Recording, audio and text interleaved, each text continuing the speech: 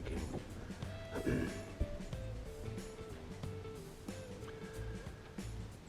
Friday afternoon, November 12th. I'm behind the house. I can't get out of school with enough time to get to any of the other places, so I'm right out behind the house, and I have been seeing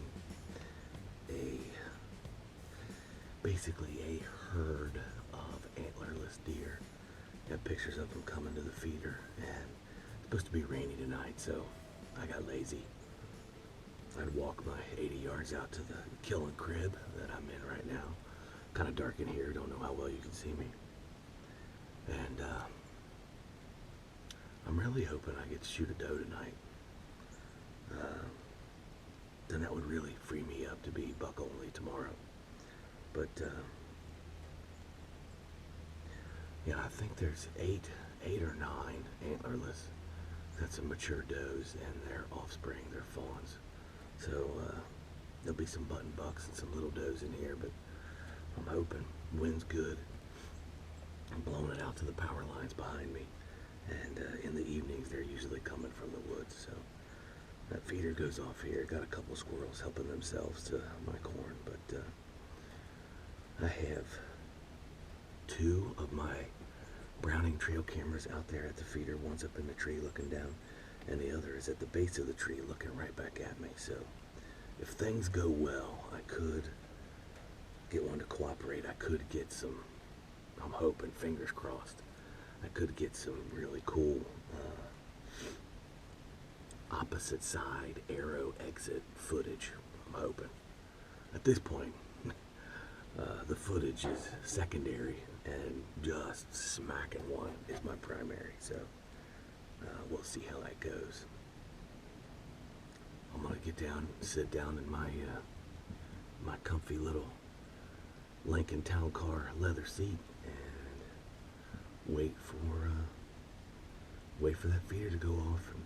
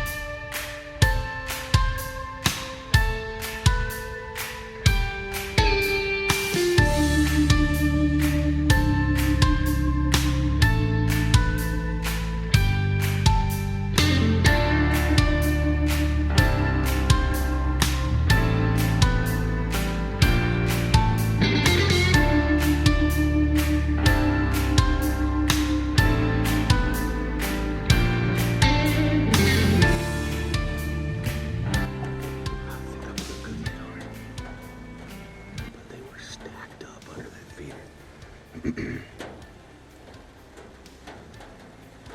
know I gotta pass through. I'll watch the aerial go through and hit the bank on the other side. But I'm not exactly sure which way she went. I just got out of the crib and I want to go look. I just want to go find that arrow real fast. Let's see if I got any blood. There she was standing about right here. Oh, I can smell it.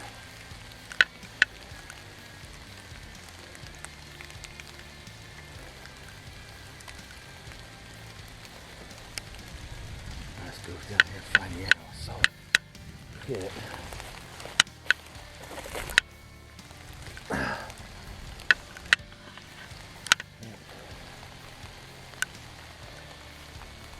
Seems pretty good. I know she was standing about right here. There's a little bit.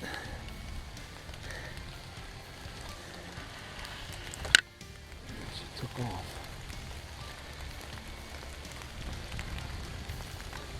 This rain didn't help him. So it was either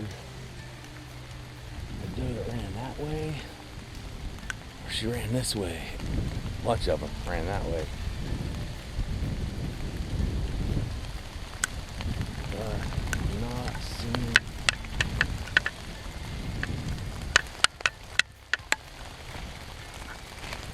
I want blood. But like I said, the rain doesn't help. And she took off so fast. And it's not like the angle was very steep. So it may take her a while to start spilling out blood. So let's get back in there, grab my stuff. Alright. So it's getting dark. So all I want to do is take a peek and see if I can see anything over here.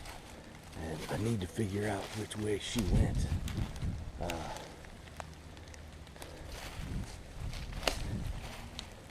There's tracks everywhere.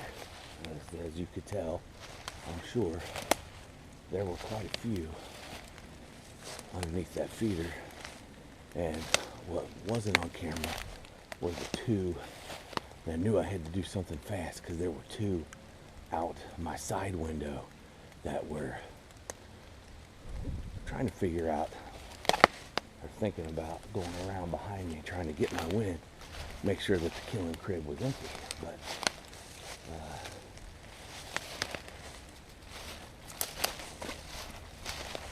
they did not make it before I could get my shot. I had to wait.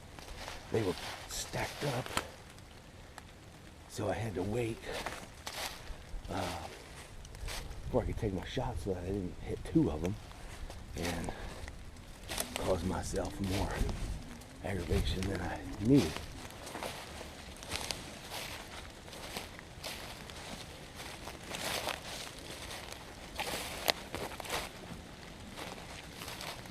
Yep, I'm gonna have to go. I'm gonna have to go get a light.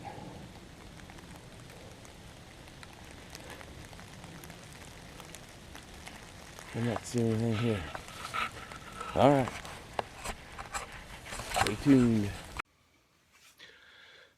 All right, guys, update. After that shot last night, deer went in all directions. I went with the odds and went over in the direction that most of the deer ran, and no luck, didn't find anything.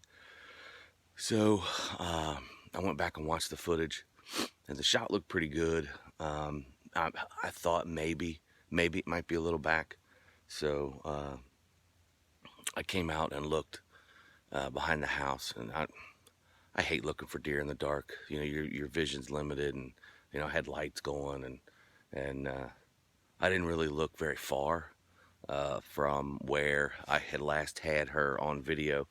The video indicated that she ran towards the house instead of the direction I thought she went, over towards my brother-in-law's place. And went out and looked a little bit there within a 100-yard circle of behind the house. Didn't really find anything. And so, well, I'll give her the night and I'll come back in the morning. And because I thought maybe there was a small chance that I hit her a little back and that she wasn't where I thought she would be with a double lung, I figured she might have went a little further. So I came down and they always say, go to water, check the creeks.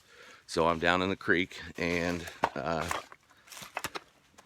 as I walk and stumble on all these rocks, lo and behold, the old adage is right. When in doubt, go to the water. So there's a tip for you. If you're unsure, give them some time, give them the night, and go find water. And sure enough, this is where she laid down and died. So I did. As I look at her, you can tell the shot was just a little back. And I apologize, I don't have the tripods and all that good stuff set up, but so I brought my Ranger down here, and after I'd found her, brought the Ranger down here, and to make the removal a lot easier. But so there's the exit side. You could tell it's just a little back, so it either I hit her back to begin with, or could have rib deflected it a little bit and angled it back. But either way, it all worked out. So I'm gonna get her dressed, and I'm gonna go hang her up, tag her in, and maybe if I'm lucky, I'll be able to get in the stand and do a little midday, afternoon, evening sit. So all right, got her in the Ranger. Trying to get turned around so I can take her on up to the house. Hang her up.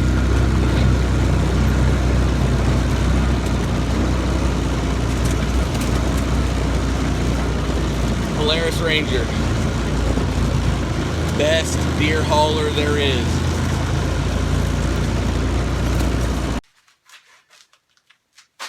All right, now I apologize for the lighting. It's a little dark over here in the corner.